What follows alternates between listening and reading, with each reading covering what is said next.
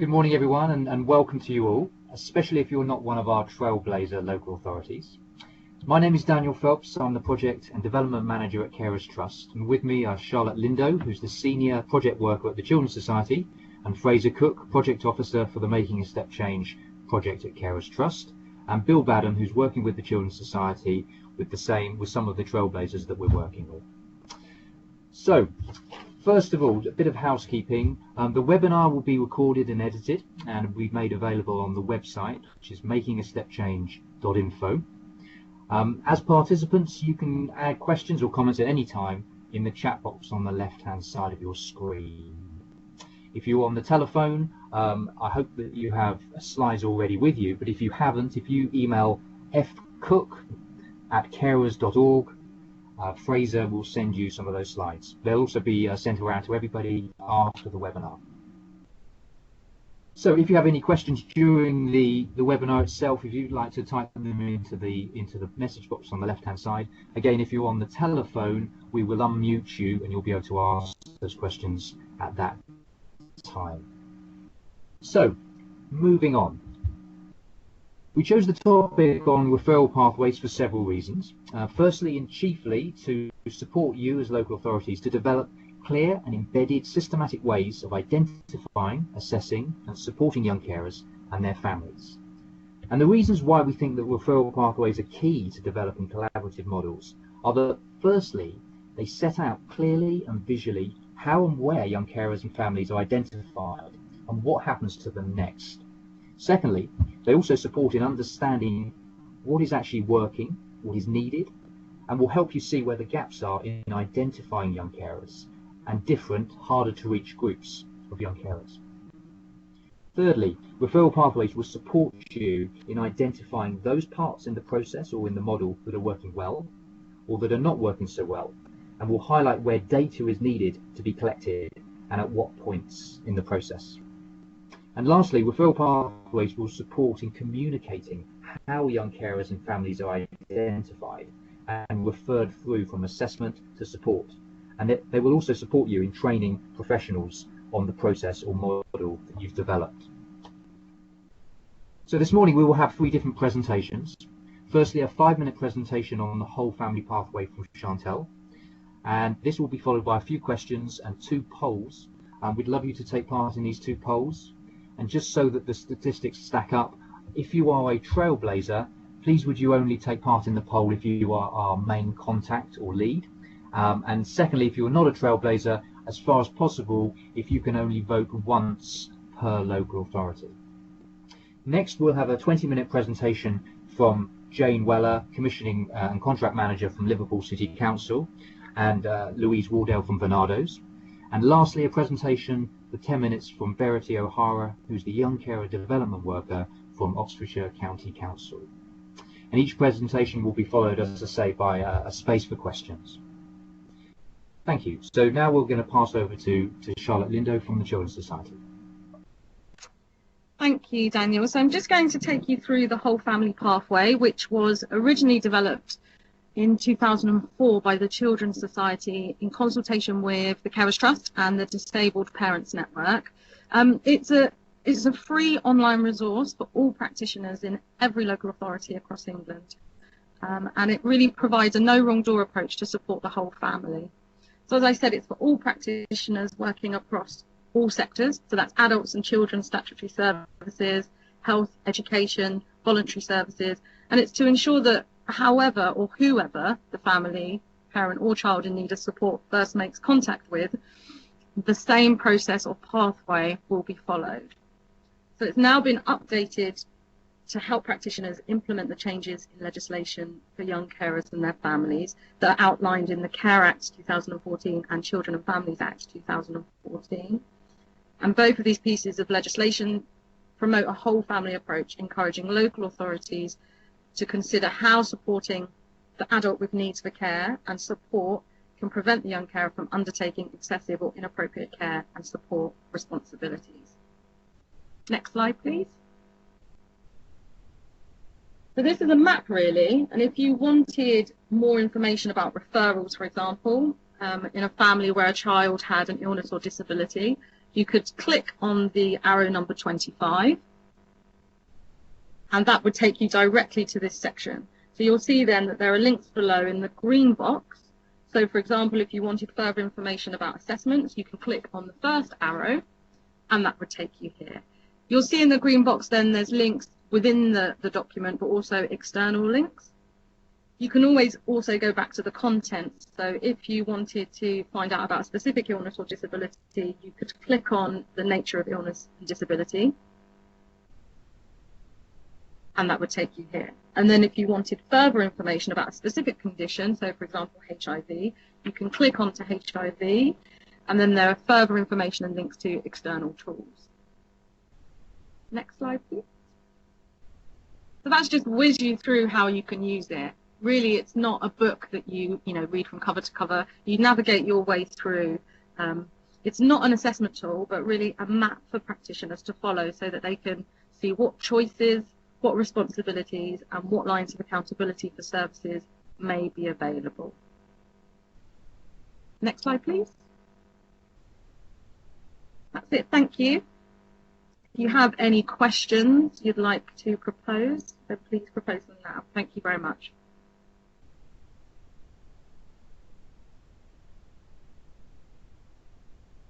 And we did have one question about whether the whole family pathway was available in hard copy.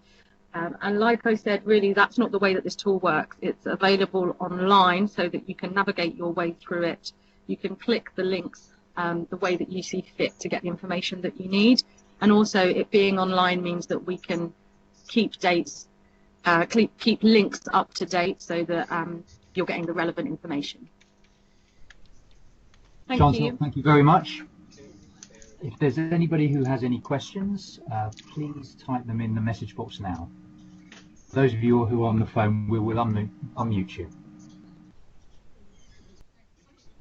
Okay, next we have a 20-minute presentation from Jane Weller, Commissioning and Contract Manager from Liverpool City Council, and Louise Wardale from KFIM, Coordinator from Barnardo's Liverpool. Thank you very much. Hi, yeah, thanks, Daniel. Yes, just to confirm, I am Jane Weller. I'm a Commissioning and Contract Manager within Adult Services and Health at Liverpool City Council. And I have a lead responsibility around carers, which includes young carers. So I work very much across adult and children's services. And I'm joined by a colleague, Louise Wardale from Barnardo's, and she'll just introduce herself. Hi, yeah, I'm Louise Wardale. Keeping the family in mind, that's what the KFIM stands for. The reason for that is within our service here, we have our direct service delivery, which is Barnardo's Action with Young Carers Liverpool. And specifically my post is a strategic development post, which we have found to be really essential in getting adults and children's services to work much more closely together to support young carers. Okay, next slide.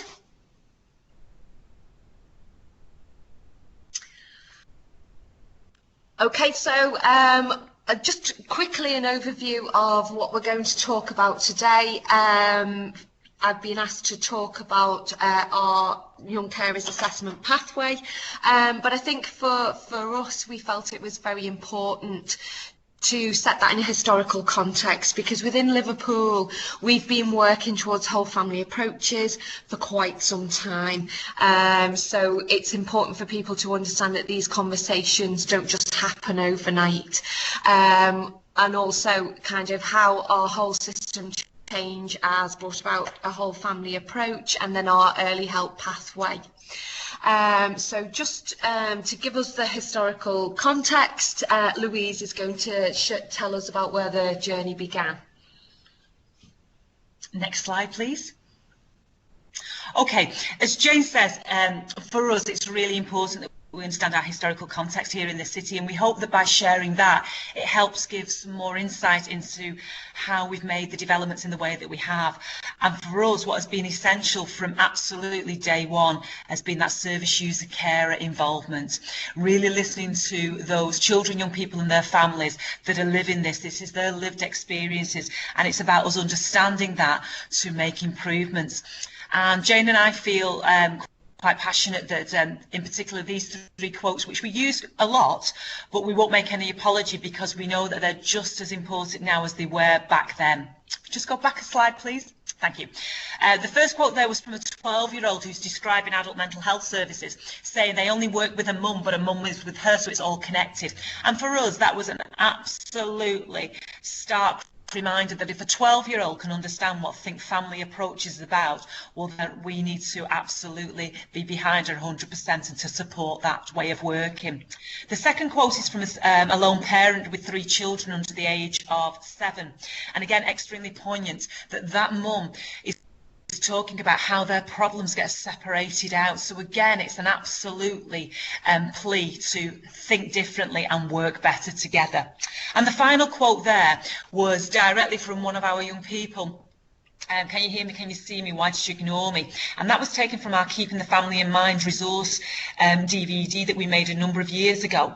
And it's interesting that actual statement was one that Michael Hake used for the title of Signpost, which was one of the ADAS and ADCS publications which helped inform the development of the memorandum.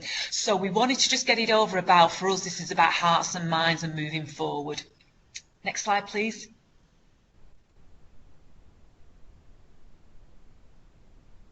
Thanks.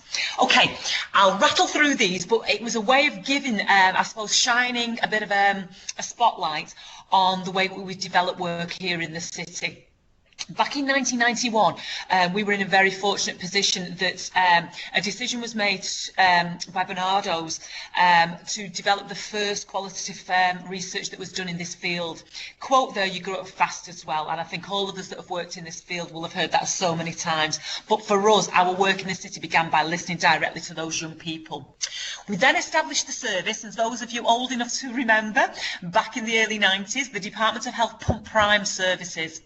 And we were very fortunate, along with our colleagues up in the north, St Helens and Sefton in particular. Between the three of us, we were able to develop some really good practice in those early days. And absolutely, practice has been so important, but for us, 2001, we started to really dig deep into looking at the importance around strategic development work, and we did local research, and again, that was called Keeping the Family in Mind. It was again a quote, and it was what then used to develop our work further. And the way that we've been developing that work is by that quote there, getting people, no matter where they sit, whatever agency, to actually understand that actually we all come to work because we want better outcomes for our families. And really that for us was a turning point. So what we did then, we did some pretty in-depth stuff. We did some practice survey, and we developed a collaborative called the Family Collaborative, where we allowed practitioners and encourage practitioners to work better together on small cycles called Plan, Study, Do, Act. It gave us that opportunity to kind of share ideas, to work across boundaries, to think differently and to test things out, do some prototyping, and that was really, really important. What that then supported was that Liverpool, so Jane, within the council, was able to influence those directors who didn't really need the influencing, but to be an early implementer for the Memorandum of Understanding. And then that really did allow that very senior mandate, that senior sign-off, to get much more into the work. 2009 to 2012, we were very fortunate that we were asked and invited by the Social Care Institute for Excellence to be one of their implementers around the Think Child, Think Parent, Think Family.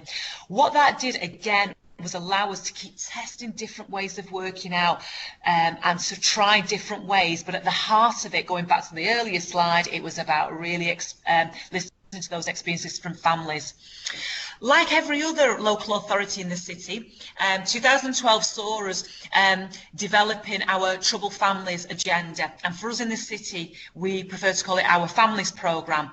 And here in the city, we really aligned our young carers work to that. We didn't see our troubled families as just working with those most in need, but by developing an early help, and our families programme has been instrumental in that.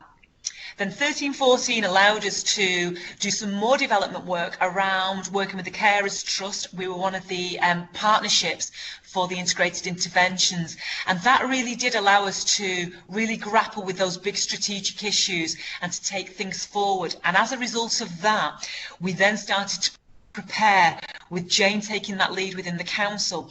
We started to do our preparation work, knowing that the bills were out there to start to implement on the Care Act and the Children and Families Act.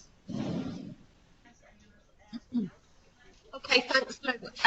So in terms of whole system change and whole family approaches, I think for us in Liverpool, it's about seeing young carers not as a unique group. It's about them being a priority group in a whole system. So we all can improve the health and well-being and life chances of parents, their children and families.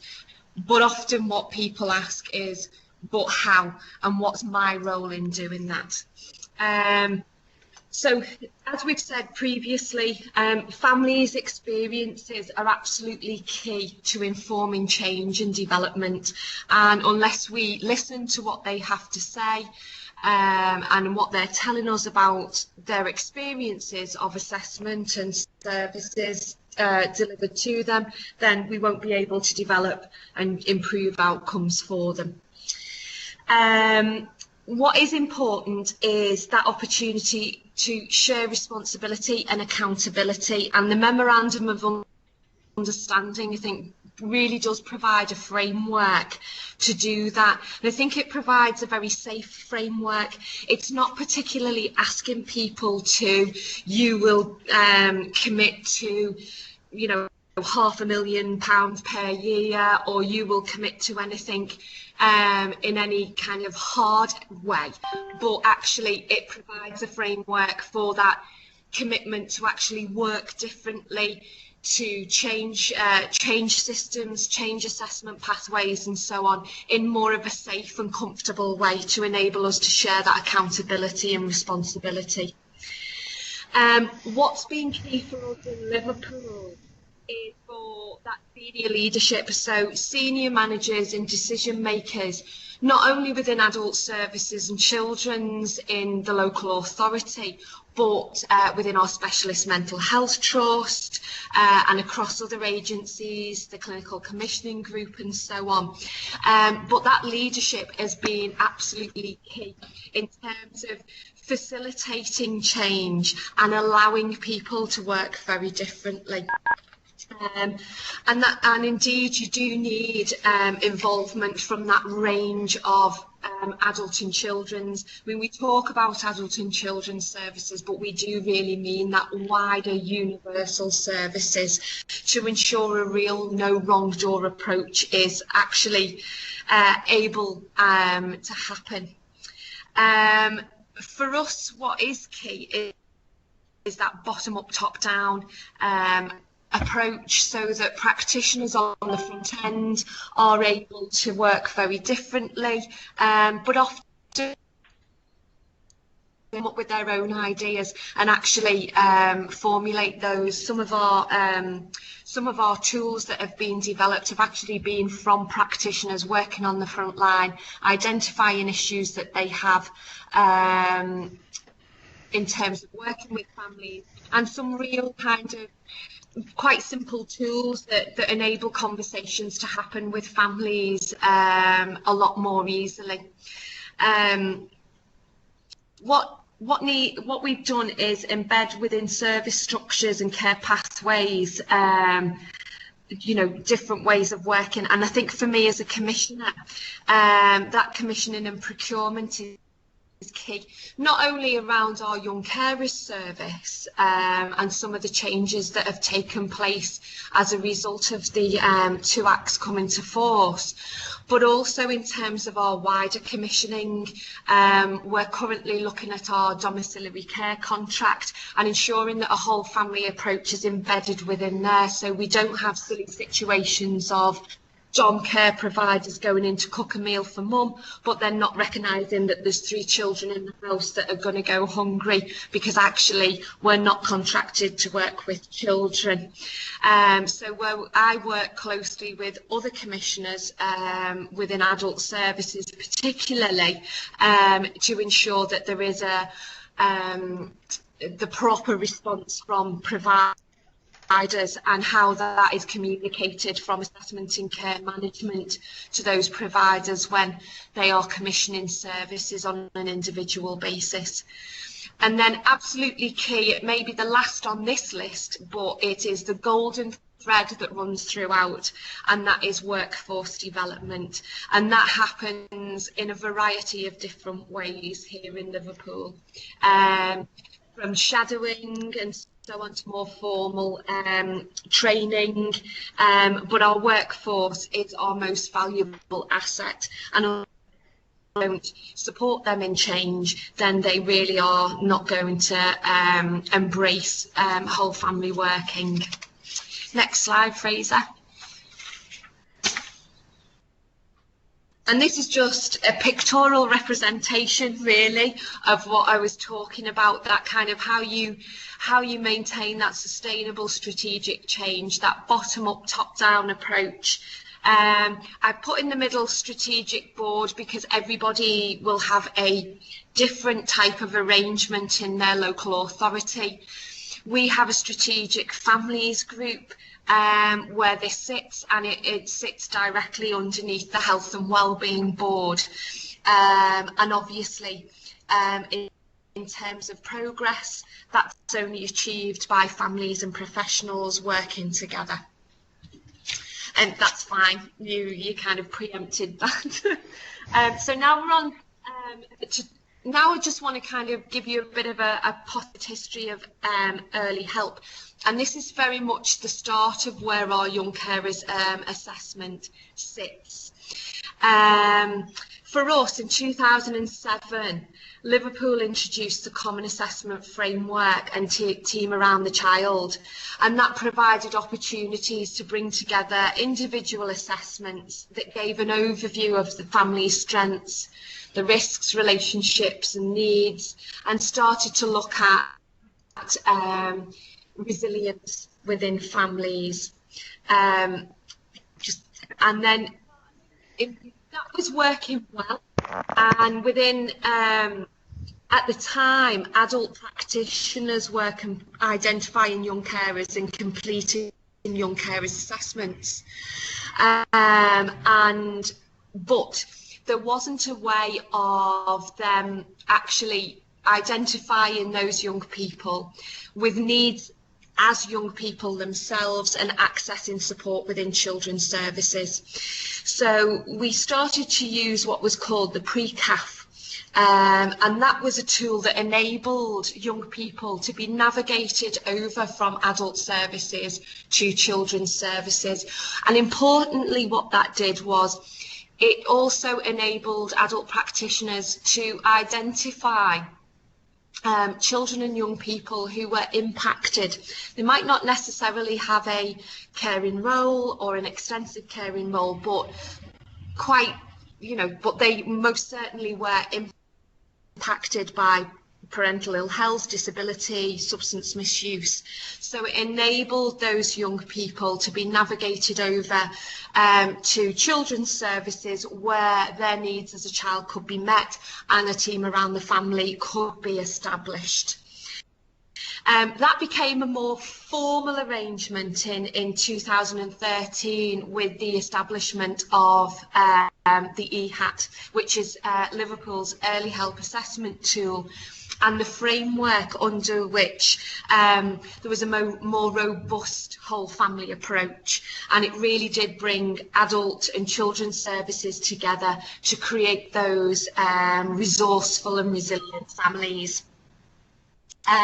And for us, when the two bills came out, we started to have conversations about how, where and how best our young carers assessment would take place, and how we could use the tools in the city far more effectively. Part of that was to actually establish that within the EHAT framework, and we started to talk to young carers themselves about where best they felt a statutory young carers assessment could take place. So if we just talk through the pathway really quickly, because we've had a flag. For us, this is our adult and children's family assessment and EHAT pathway.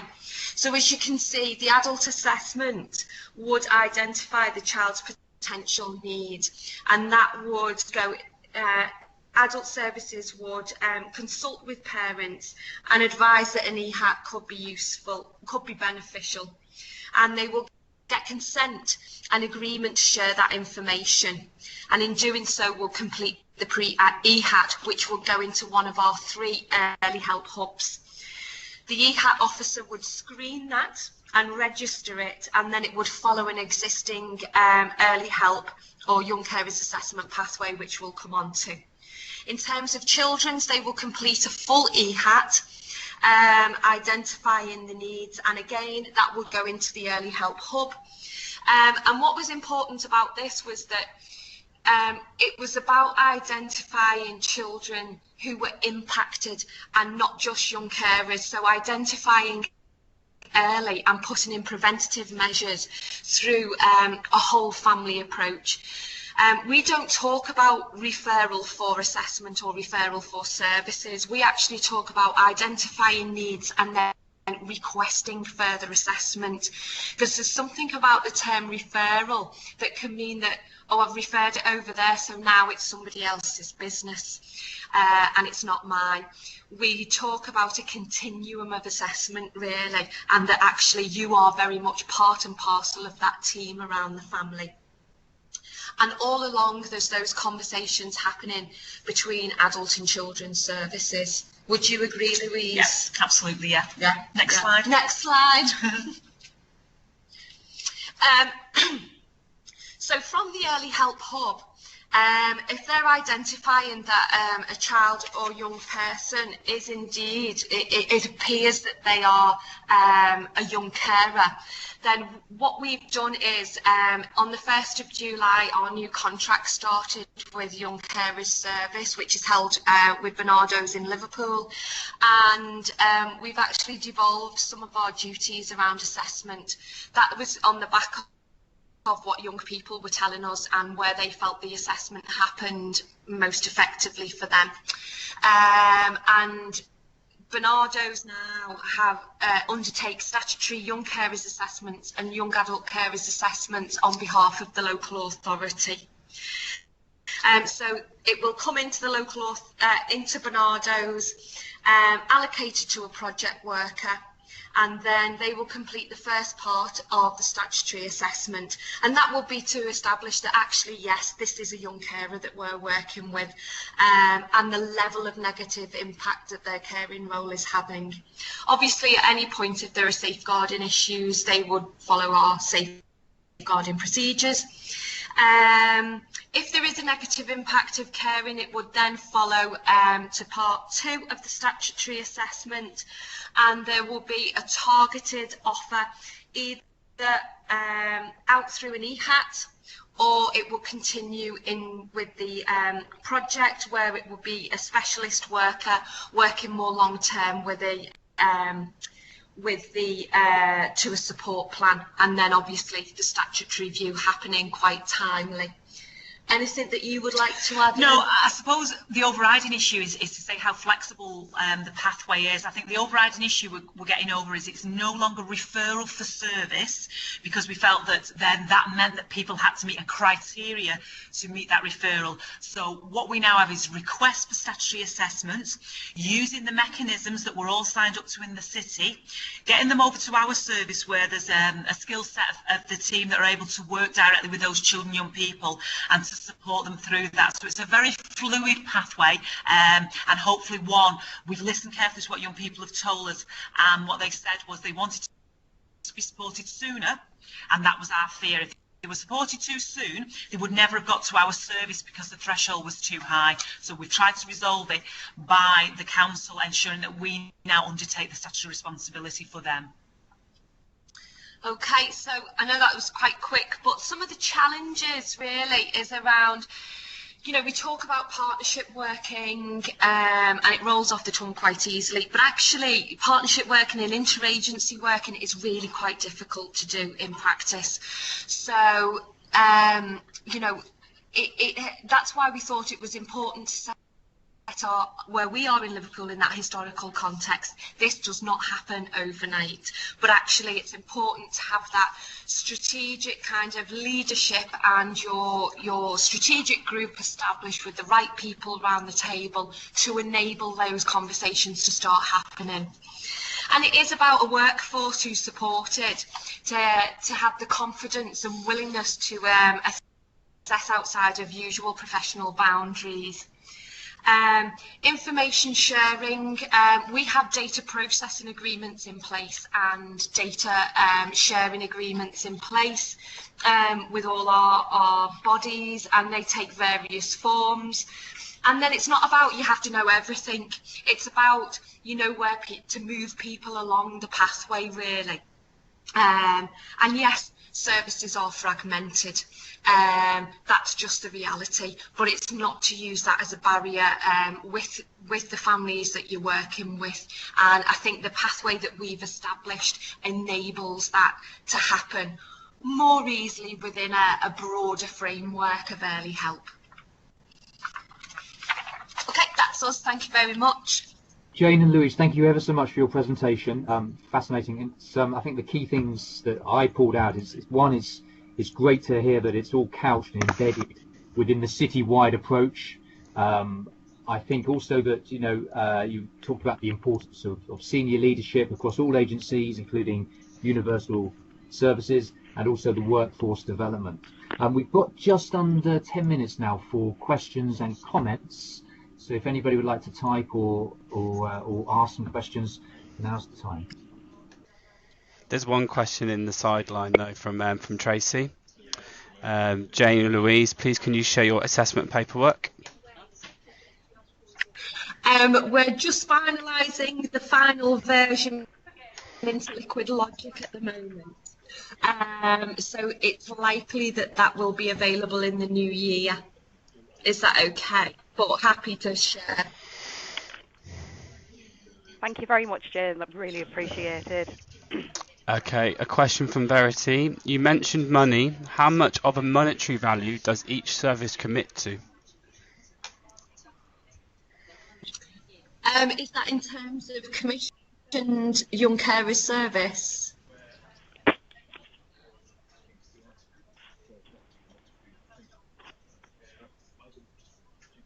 Yes, you actually are unmuted, Verity.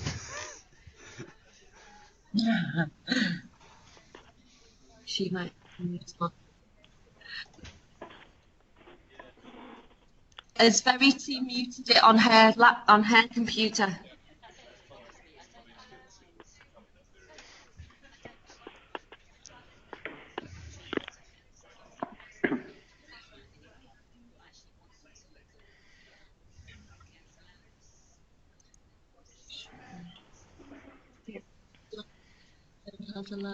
Yeah, click on it. But it won't unclick. Okay.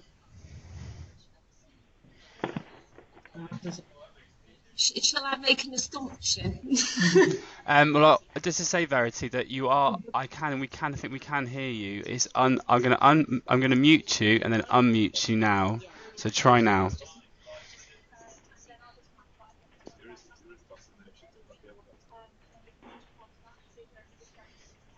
Okay. Perhaps make an assumption, Jane and Louise, and in the meantime, Verity, are you able to add in the comments box?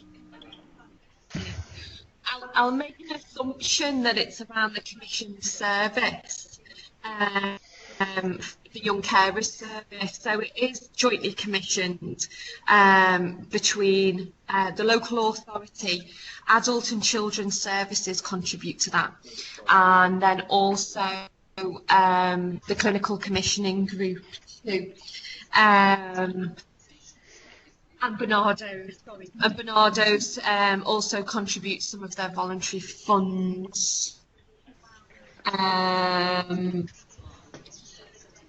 actually, just to clarify, Verity, what I said in terms of the memorandum of understanding was that the memorandum of understanding didn't actually ask for people to commit any specific funding, and that's what made it safe for people to sign up to, really, and to start those developments off at a fairly low level. I haven't worked, and I've got to think about the percentages now. Children's Services put in the lion's share of funding, with Adult Services and CCG making up, and Bernardo's making up the other smaller parts. So I know I have been asked for the actual breakdown, so I'll be sending that over to Fraser, and we'll be able to share that a bit more widely. I'm not great with percentages.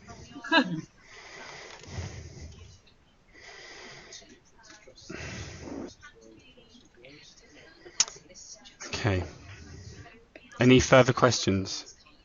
It's John Banks here. Good morning, John. Hello. Hey, John. Hello. How are you? You all right? I'm good. It's more of a comment than a question. It sounds a very good, robust system you've got.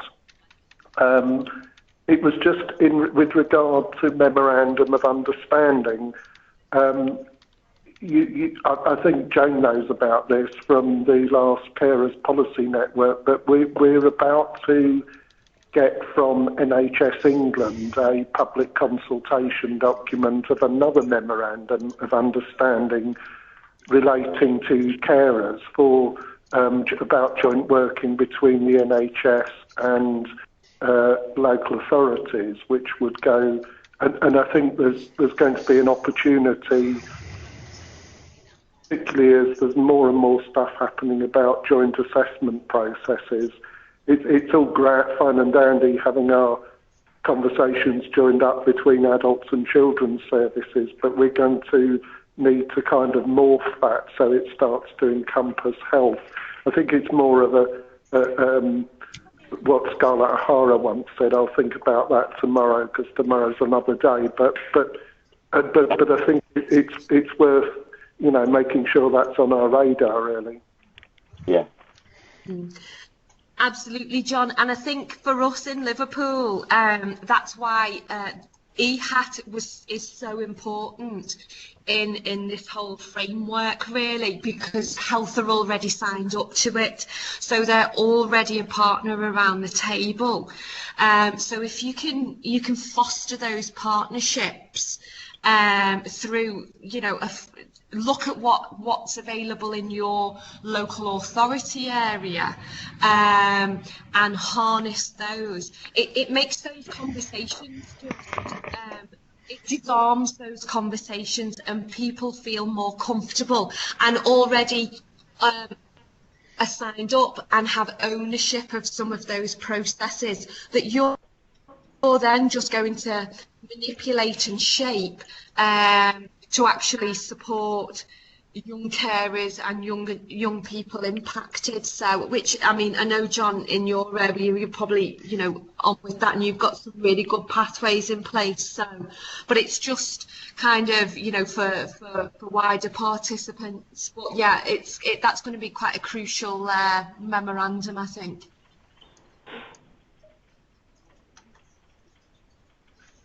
Okay, thank you. Are there any more questions? Probably got about 1 or 2 minutes. Okay. Can I just check whether Verity's back on the line?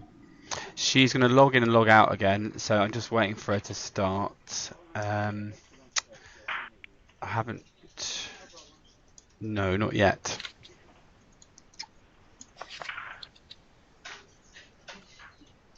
Fraser, Yes. You sent through three questions earlier on. Are they going to come at the end? Are you going to cover those with? As we're waiting for Verity, do you maybe want to try and answer one of them now? Which one do you want me to answer? Daniel? Yeah, I was just about to post one of those actually.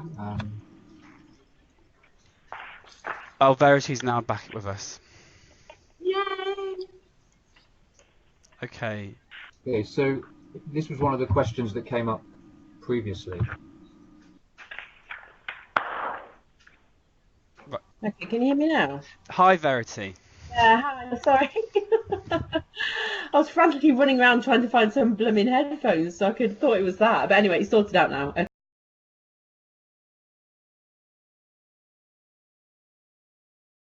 Okay. Okay, Daniel has posted the question in the comment box, which was, how do you overcome challenges of data sharing? Okay, and that's to me. So, well, everyone really, who can maybe answer that. I suppose in terms of the Oxfordshire, I mean, there has been sort of, I think it's about changing these attitudinal barriers of adult services, and I think that's about, you know, networking and educating. That's been our experience. Still work in progress, but yeah, just building those relationships, I think, with the services about it really for us. Thank you. Does anybody else want to add to that? I think for us in Liverpool, I mean, we've got data sharing agreements in place around a number of different things. So in terms of our adult mental health services, there are data sharing agreements in place with school health and also with, what do they call the reason? I never remember. The ones with the children. The MASH. Which ones? The ones who come out and visit babies. Oh, health visitors. Visit babies, yeah. Health visitors, they're called. Yeah, with health, as Jane says, yeah. And that's really important because it's not saying, oh, you know, all they are saying is, I am working with such a body and, you know, if you need to speak to me, you know, this is who I am, and it's just a very, it's sort of a non-stigmatizing way of sharing information and joining two professionals up. In terms of devolving some of our responsibilities around statutory assessment, we have a data processing agreement in place. So that actually what it is that Barnardo's is processing data that belongs to the local authority. So it isn't about sharing data, it's more around that processing really. So yeah, and obviously they input directly onto our client record system, Liquid Logic. So and yes, Tracy, I have already been asked for that, so happy to share that as well. Thanks, Jane. Thank you very much, Jane and Louise again. We're going to move on now to Verity. Verity, are you able to see the slides now? Yes, I am. Okay. Okay.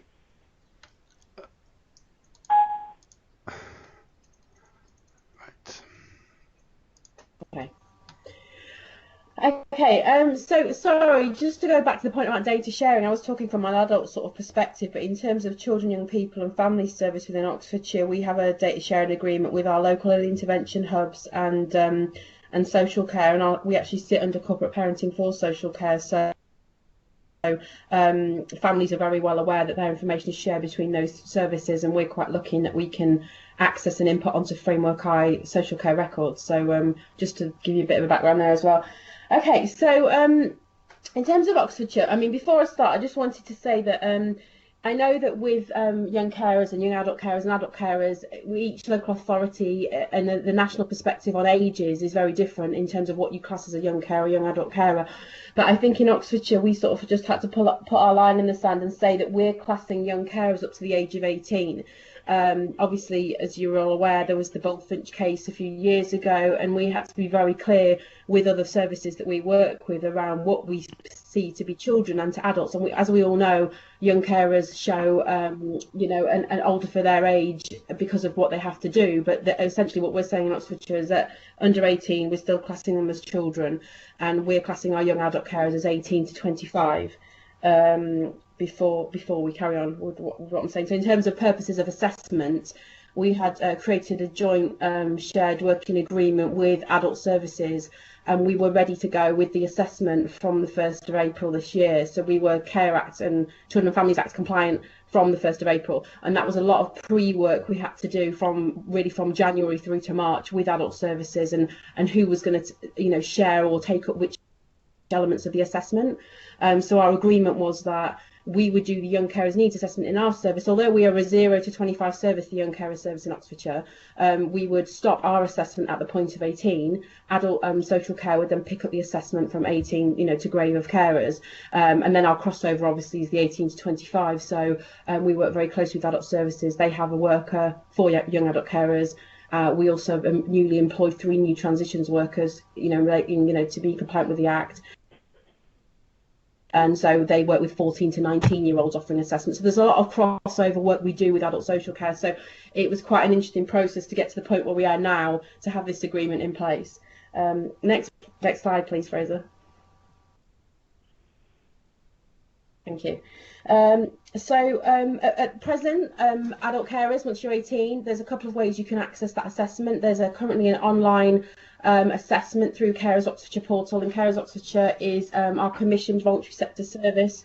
So you click, obviously it's on our public site as well, our county council site. They click on the link, it goes through to Carers Oxfordshire. What we found is that 70% have completed online, but 30%, and quite interestingly, quite a few of those are young adult carers, or people having, dyslexia or language. There's a language barrier there. So we're looking at. Sorry, I'm just reading my notes now. Yeah, so that's what that's what Carers Oxfordshire offer. If it's 30% that aren't doing it online, Carers Oxfordshire offer an outreach service, and they will go out and fill out that assessment at home with that young adult carer.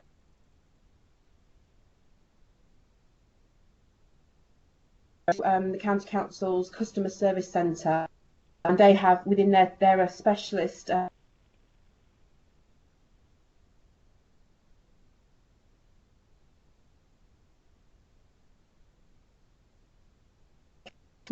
next slide, Fraser, please.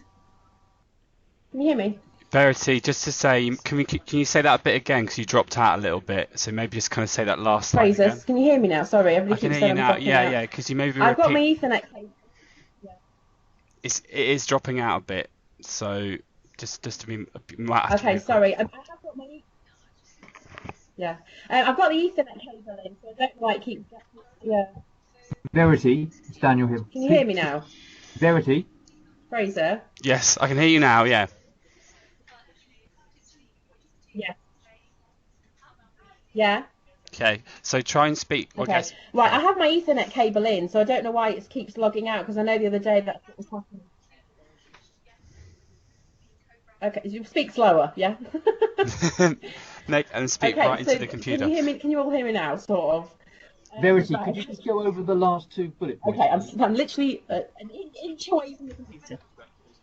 Yes, so 30% are not filling the online assessment, and that's for many different reasons. But actually, a lot of them are young adult carers, and they don't feel confident. They don't know how to ask the question. They're also underplaying their caring role on that form. It's quite difficult for us to get a really good snapshot of what's going on for them, because they just downplay it, because obviously they've cared for such a long time. It's completely normalised. So that's quite interesting. So we've got an outreach service through Carers Oxfordshire, and they go out to the family home to do the assessment with the carer. Did we hear that? Yeah? Everybody heard that? Yes. Next slide. Okay, cool. Right, okay. So when that assessment... Okay, yes, please. Yep, next slide. Okay. So during the development of the form that we did for the carer, we took the opportunity to ensure that the children of adult carers were recorded. Because what we're finding is an adult carer will fill in the form, not recognise their own child as a young carer, or just not even maybe accept they're a young carer as well. We are coming across that a bit as well.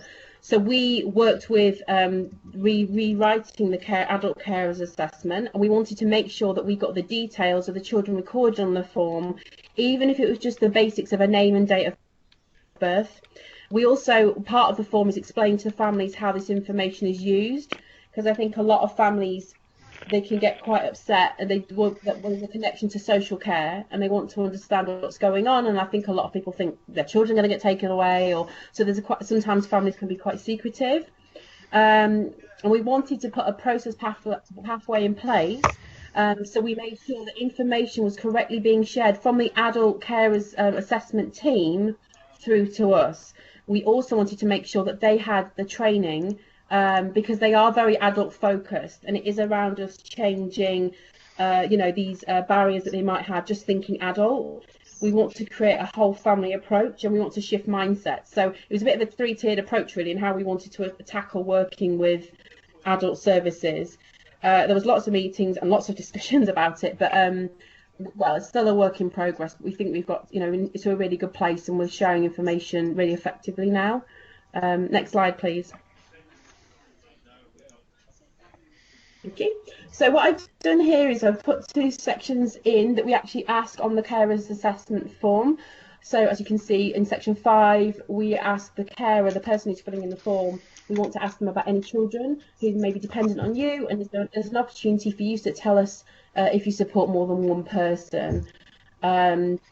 Sometimes this isn't always filled in, I'm not going to lie, but I think they understand the value in it, so it is happy. One or two times they've not shared that information.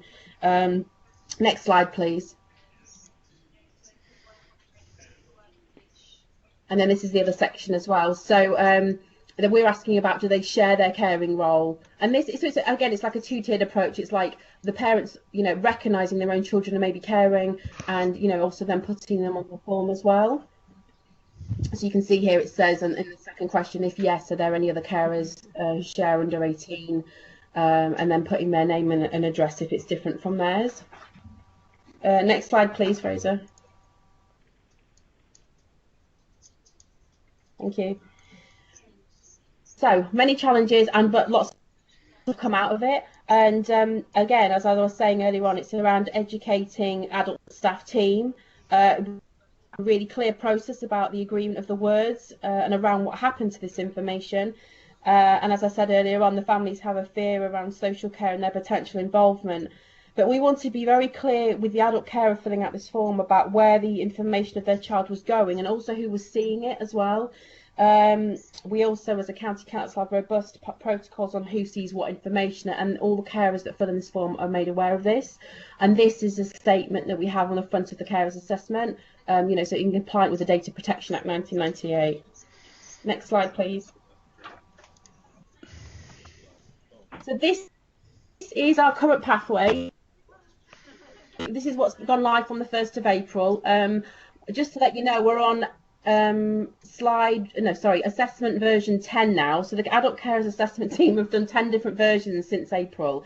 So again, this could be up for review at any point, but this is working right now. So the adult carers does the assessment, the form. If they've cited there's a young carer or child under 18 in that family home, it comes into the team inbox.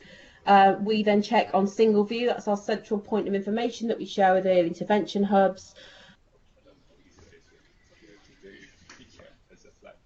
So we do a bit of mapping and a bit of case mapping to see who's involved, who isn't. Is there any red flag risks? Is this a MASH inquiry? Are we now advising the adult team to do a MASH inquiry or to take it further in another way? We then email the family as a young carer service about the information for what we offer, and then we record it on a log spreadsheet, so they don't go onto Framework I. I mean, currently from the 1st of April, we now share social care records. We always had it, our case, but now any young carer identified that requests an assessment is on framework now. This is a different thing. We're just saying we're here if you want our support, if your child wants a young carers needs assessment, and we will record that on an inquiry log, which is basically, you know, an Excel spreadsheet, and it just stays within our, you know, our drive within our service. It's a very different thing than going on framework I. We then store the information for any future follow-up. Next flag, please. Next flag. Reading Daniel's thing saying 2-minute flag. Okay, so part of our tiered approach in how we tackled this was obviously to have the agreed pathway to be embedded within the form to ask the question, were there any young carers in the family home? And then another part of it was to offer training to the team, the customer services team who processed the carers needs assessment. So part of that was that I gave training to the whole team. I asked a young adult carer to attend the training with me, and they delivered the training with me, and they also gave their experience of caring. And what was quite interesting about the young adult carer who gave the experience is that she was not known to services for about 8 years. So she grew up with the caring role, moved into being a young adult carer, and then was identified. And I thought that was really, you know, telling. And I think there was quite a few light bulb moments for some of the customer service team that were in that training. We also did some case study exercises, but I wanted them really to look at emotional impacts of caring as well, because obviously there are a lot of hidden young carers out there. You know, they're receiving hundreds of forms a week, and they're just seeing information on a form. So it's about how do you find those hidden groups? What would be the signs on one of your assessment forms that would make you go the extra mile to then ring that parent or to do a bit more investigation work? So we did a lot of training around, and we're also going to be doing some follow-up where we meet, you know, every few months, and we look at case study examples of actual carers assessments that have come into their office and how they responded and dealt with it. We also had a discussion around workflow processes and what's working and what also could be improved upon. And also from that, we had 2 members of staff that we cited as to be young carers champions. So they're champions now within that team, and young adult carers for assessments go directly to them as well. So they're trained to look at young adult carers' needs as well. Next slide, please.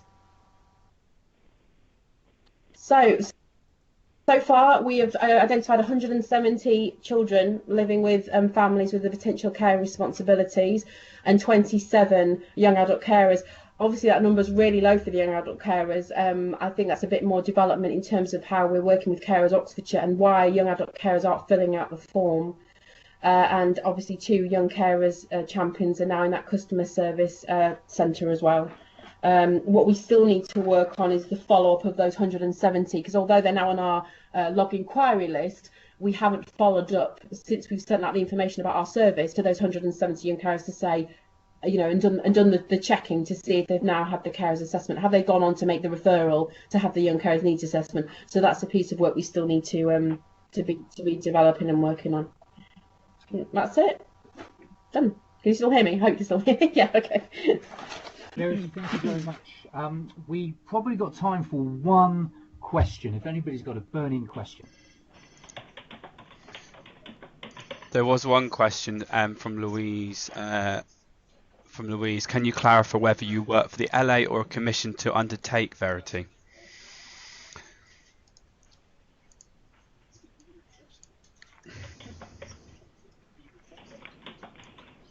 So is this to me? Sorry. Yes.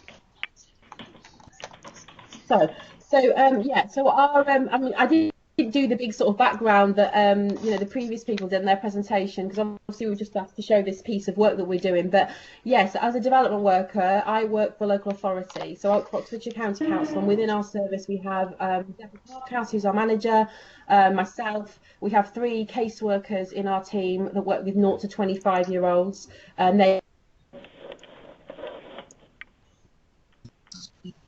have 3 transitions workers newly in post, and they work with 14 to 19-year-olds, and we all work under local authority. And then we commission Spurgeons in the voluntary sector, and they are our gateway to service. So they actually, we've commissioned them to take on the young carers needs assessment, as you have in Liverpool. And then if there's any red flag issues or if they need to be referred for casework, they then move into our casework service, which is held in local authority. Okay, cool. Thank you very much, Verity. Time has run away with us now, so we're going to have to draw the webinar to a close. I'd like to thank everybody for presenting and joining in with the webinar. Thank you very much. Just a reminder that all the mask information will be on the website, which is makingastepchange.info, and we'll be uploading this webinar onto that website shortly. So thank you again for participating, and the next webinar is in January, and that's going to be on the engagement with health. Thank you very much.